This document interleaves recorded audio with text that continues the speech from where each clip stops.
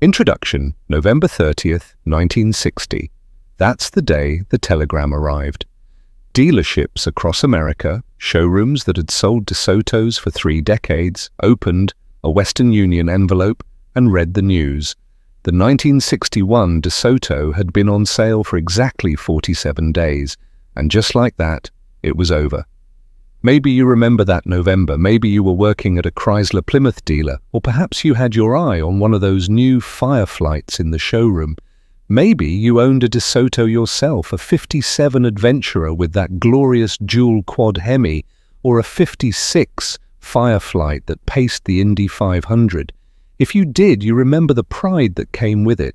These were beautiful, powerful machines that stood shoulder to shoulder with anything from Pontiac, Oldsmobile, or Mercury. 3 decades, over 2 million vehicles, gone. What haunts me about DeSoto's death isn't just that it happened, it's how it happened. This wasn't like Packard, bleeding out slowly as quality collapsed and money ran dry. This wasn't Studebaker, unable to compete with the Big Three's economies of scale. DeSoto died while building good cars. The company wasn't broke, the engineering was sound. Sales had been rough since '58, sure, but DeSoto was still producing respectable automobiles. No, DeSoto was murdered, killed by its own parent company, strangled by Chrysler's corporate decisions and strategic maneuvering. And the most bitter irony of all? Those same decisions that killed DeSoto made Chrysler Corporation stronger and more profitable. The story begins 32 years earlier, in the summer of 1928. Warren Harding was dead, Coolidge was finishing his term, and America was riding high on what seemed like an endless economic boom. Jazz played on radio sets in living rooms across the country. The stock market climbed higher every month, and Walter P. Chrysler was building an empire. Chrysler Corporation itself was brand new, incorporated that June. Barely 3 months old when Walter P. made his announcement on August 4th, a new automobile division to compete in the mid-price market against General Motors' Pontiac and Oldsmobile, against Studebaker, against Willys Knight. He named it after Spanish explorer Hernando de Soto, who'd discovered the Mississippi River nearly 400 years earlier in 1541. That July, Chrysler had already introduced Plymouth to battle Ford and Chevrolet in the low-price field. Now DeSoto would sit above Plymouth, capturing buyers who wanted something nicer but couldn't quite stretch to a Chrysler. The first DeSoto, the 1929 model, sold exceptionally well, over 80,000 units in its first 12 months. The foundation looked solid. But while Walter P. was publicly celebrating his new DeSoto division, he was privately locked in brutal negotiations with investment bankers from Dillon, Red and Company. The prize? Dodge Brothers. Company. Think about the timing here. Chrysler launched DeSoto as a direct competitor to Dodge while simultaneously trying to buy Dodge. The negotiations dragged on for weeks. Then finally, in late July, they hammered out the deal, a massive stock swap that brought Dodge into the Chrysler fold. A few weeks. That's all that separated DeSoto from never existing at all. If the Dodge deal had closed before August 4th, Walter P. would have had his mid-price brand. He wouldn't have needed DeSoto. But it didn't work out that way, so Chrysler Corporation suddenly owned 2 brands targeting the exact same customers. 2 divisions that would spend the next 3 decades competing against each other for the same buyers, the same dealers, the same market space. One of them had to die eventually. DeSoto just didn't know it yet. Section 1. The Glory Years, when DeSoto dominated. For its first 2 decades, DeSoto thrived. The brand positioned itself above Plymouth, but below Dodge initially, then repositioned above Dodge in 1933. Through the Depression and World War II, DeSoto survived by sharing dealerships with Plymouth. Brilliant strategy that gave Plymouth dealers higher margin cars and DeSoto widespread distribution without massive infrastructure costs. The 1950s brought DeSoto's golden age. When Virgil Exner unveiled his forward-look design for the 1955 model year, DeSoto sales nearly doubled.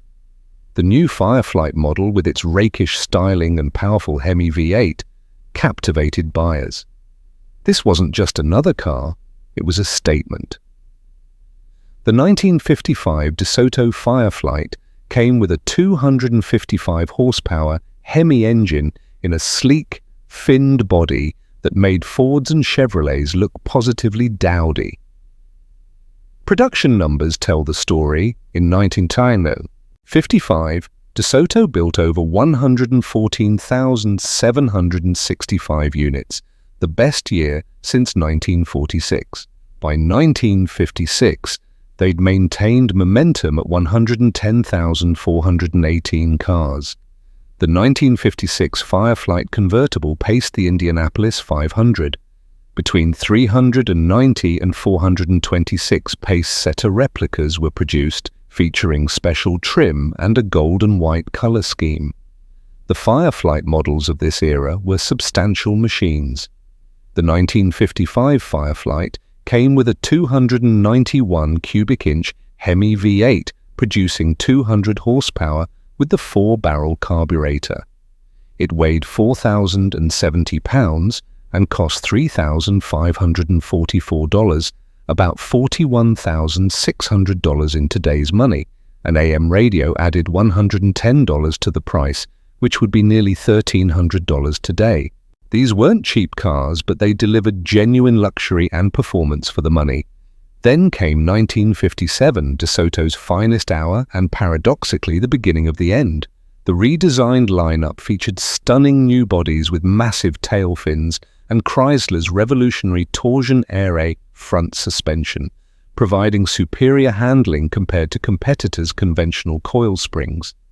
DeSoto offered 3 distinct series. The Firesweep used a 325 cubic inch polyspherical V8 producing 240 to 260 horsepower. The Firedome featured a 341 cubic inch Hemi producing 270 to 295 horsepower. The Fireflight got the same 341 Hemi in 4-barrel form as standard. Above them all sat the Adventurer. The 1957 DeSoto Adventurer made automotive history. With its 345 cubic inch Hemi V8 equipped to be.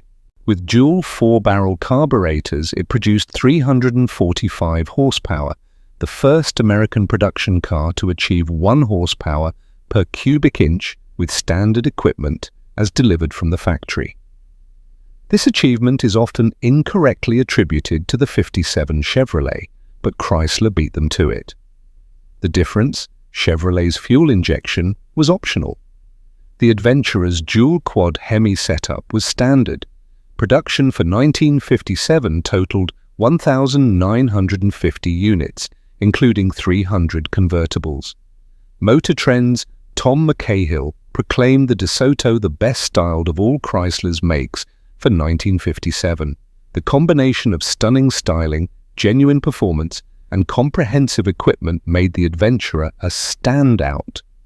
Production numbers reflected this success. DeSoto built approximately 126,500 units in 1957, the brand's best year in over a decade. Section 2. The Fatal Strategy, Chrysler's Self-Cannibalization. But Chrysler Corporation's leadership made decisions that year that would doom DeSoto. First, they split Imperial off as a separate luxury division in 1955, forcing Chrysler division to expand down-market straight into DeSoto's territory. Second, Dodge began moving up-market with the Custom Royal, directly competing with DeSoto's core models. And third, most damaging of all, DeSoto introduced the Firesweep for 1957, essentially a rebadged Dodge with a DeSoto grille, priced to compete with Dodge's own Custom Royal. The Firesweep sold well, but it cannibalized sales from the higher profit Firedome and Fireflight models. DeSoto was competing with itself while simultaneously fighting Dodge. In an era when brand identity meant everything, DeSoto was losing its distinctive character. Section 3. The perfect storm, recession meets poor planning. Then came the catastrophe of 1958. The Eisenhower recession devastated the automobile industry. The Federal Reserve had tightened monetary policy, raising rates from 2.5% to 3.5%, making borrowing expensive just as consumers considered new car purchases. By December 1957, 2.5 million Americans were unemployed. Auto sales fell 31% compared to 1957. In just 3 years, industry-wide sales plummeted from almost 8 million purchases in 1955 to 4.3 million in 1958. But mid-priced brands suffered worse. Market share for mid-priced automobiles collapsed by 37% between 1956 and 1959. And crucially, this decline started before the recession hit, suggesting fundamental market changes beyond economic cycles. American consumer psychology shifted. Mid-price cars were no longer viewed as aspirational vehicles signaling success. Imports gained prestige, compact cars became fashionable. Consumers either moved down to cheaper Fords and Chevrolets or up to entry-level luxury cars. The middle market was evaporating. For DeSoto, the numbers were catastrophic. Sales crashed from approximately 126,500 units in 1957 to 49,500 in 1958, a 60% collapse. The 1958 Adventurer saw production drop 78%, with only 432 units built. Compounding DeSoto's woes, the rushed 1957 redesign had quality problems. Water leaks, electrical problems, and premature rust plagued early production. These problems were eventually fixed, but the damage to DeSoto's reputation was done. Section 4. The Death Spiral, 1959 and 60. DeSoto never recovered. Sales in 1959 continued sliding, and rumors began circulating that Chrysler would discontinue the brand. In the automotive business, such rumors become self-fulfilling prophecies. Why buy a car that might become an orphan? For 1960, DeSoto's lineup was drastically reduced to 2 series, Fireflight and Adventurer. The cars looked increasingly similar to Chrysler's, same basic bodies, same platforms, just different grilles and taillights. DeSoto had become what it could never afford to be, a badge-engineered Chrysler. Production totaled just 26,081 units. Meanwhile, Chrysler's research revealed something devastating. Consumers preferred buying an entry-level Chrysler over a DeSoto, even at similar prices. This sealed DeSoto's fate. Section 5. The Executioner, Chrysler Newport. In 1960, Chrysler introduced the Newport for the 1961 model year. This wasn't entirely new. Chrysler had used the Newport name before, but for 61, Newport became a standalone model, Chrysler's entry-level offering.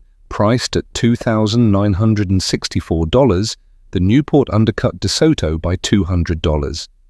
It shared the same 122-inch wheelbase, length, brakes, and tires as the 1961 DeSoto. The cars were mechanically nearly identical, but the Newport had 3 crushing advantages. First, it carried the prestigious Chrysler nameplate. Second, despite being cheaper, it offered similar features. Third, buyers knew Chrysler wasn't going anywhere. The market spoke immediately and brutally. In its first year, the Newport sold 57,102 units, approximately 60% of Chrysler's total output. It sold more than 15 times as many cars as the 1961 DeSoto would manage. Section 6. The Final Days, 1961. For 1961, DeSoto was reduced to a single model, simply called DeSoto. No series names, no trim levels, just 2 body styles remained, a 2-door hardtop and a 4-door hardtop. Both featured an awkward 2-tiered grille that many found ungainly. Under the hood sat a single engine option, the 361 cubic inch V8, producing 265 horsepower. For a brand that had pioneered the 1 horsepower per cubic inch threshold just 4 years earlier, this was a crushing step backward. DeSoto dealers displayed the cars in late October 1960. Then, on November 18th, just 47 days later, the telegram arrived. Total 1961 production, 3,034 vehicles. The last DeSoto rolled off the assembly line on November 30th, 1960, a turquoise and white 2-door hardtop. Section 7. The brutal aftermath. For DeSoto dealers, the end was particularly cruel. Under their franchise agreements, dealers had been forced to accept DeSoto inventory. When Chrysler announced the discontinuation, they received no compensation for unsold 1961 DeSotos. Worse, Chrysler kept shipping inventory through December, forcing dealers to accept cars they knew were worthless. Many sold them at substantial losses just to clear floor space. Some outstanding customer orders were filled with Chrysler Windsors instead. Imagine ordering a DeSoto and receiving a telegram. "We're sorry, but your car no longer exists." The dealer network collapse illustrated why DeSoto had become redundant. Most dealers carried multiple brands. DeSoto Plymouth and Chrysler Plymouth combinations were most common. When DeSoto died, these dealers simply sold more Plymouths and Chryslers. So what really killed DeSoto? Not the 1958 recession alone, though that accelerated the decline. Not quality problems alone, though those hurt. Not even bad management. DeSoto's leadership did everything they could with the cards they were dealt. DeSoto died because Chrysler Corporation made strategic decisions that left no room for a mid-priced brand in its lineup. Let's trace the fatal sequence. First, splitting off Imperial as a separate luxury division in 1955 pushed Chrysler down market. Second, allowing Dodge to move up market with models like the Custom Royal pushed from below. Third, introducing the fire sweep diluted DeSoto's own identity by making it compete with Dodge. Fourth, the quality issues with the rushed 1957 models damaged reputation at precisely the wrong moment. Fifth, the recession collapsed the entire mid-price market just when DeSoto was most vulnerable. And finally, the Newport provided a more prestigious alternative at a lower price, eliminating any remaining reason for DeSoto to exist. Each decision made sense individually. Imperial needed to compete with Cadillac and Lincoln. That required distinction from Chrysler. Dodge dealers that needed competitive products against Pontiac and Oldsmobile. That required upmarket movement. The fire sweep gave DeSoto an entry-level model to boost sales volume. And when market research showed consumers preferred the Chrysler nameplate, introducing the Newport was logical business strategy. But cumulatively, these decisions squeezed DeSoto out of existence. The brand was caught in a vice, with Chrysler pressing down from above and Dodge rising from below. DeSoto had nowhere to go, no distinctive market position it could defend. The final irony, Chrysler's strategy worked brilliantly for the corporation as a whole. The Newport became Chrysler's bestseller and remained in production through 1981, a 20-year run that proved the down-market strategy was sound. Plymouth continued until 2001, giving Chrysler a full 7 decades of low-price competition. Dodge not only survives today but thrives as a performance brand. The mid-price market that killed DeSoto recovered and evolved through the 1960s and 70s, but by then, Chrysler had repositioned its remaining brands to capture those buyers without the overhead of a fourth passenger car division. DeSoto's story is a cautionary tale about corporate cannibalization. When companies own multiple brands targeting similar markets, tough decisions must be made. In DeSoto's case, Chrysler chose the prestigious Chrysler nameplate over a mid-tier division, logic over sentiment, efficiency over history. For those of us who remember these cars, who worked on them, drove them, or just admired them, DeSoto represents something more than corporate strategy. Those Fireflights and Adventurers were beautiful, powerful machines that competed with the best of their era. The 1957 Adventurer remains one of the most significant American performance cars ever built. Today, those final 1961 DeSotos are among the rarest American cars in existence. If you spot one at a show, take a close look. You're seeing more than just another 50s-era car. You're looking at a monument to corporate decisions, market forces, and the brutal reality that in business, even success stories, can end in tragedy. I want to hear from you. Did any of you own a DeSoto, work at a DeSoto dealer? Remember when these cars were new? Share your memories in the comments below. And if you enjoyed this deep dive into automotive history, please hit that subscribe button and the like button. There are so many more stories like this to tell. Brands that thrived, struggled, and disappeared while we watched. Thank you for spending this time with me, exploring a piece of automotive history that deserves to be remembered. Until next time, keep those classic cars on the road.